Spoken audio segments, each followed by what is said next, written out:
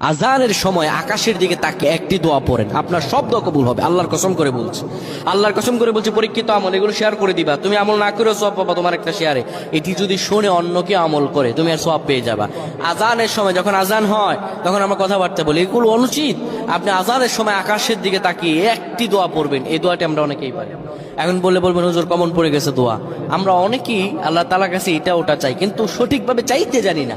সঠিকভাবে কোনো ব্যক্তি যদি চায় আমার আল্লাহ তাকে দয়া করবেন। আল্লাহ বলেন, বান্দা উদউনি আস্তাজিব লাকুম, আমার কাছে চাও আমি আল্লাহ সব দিয়ে দিব। সুবহানাল্লাহ।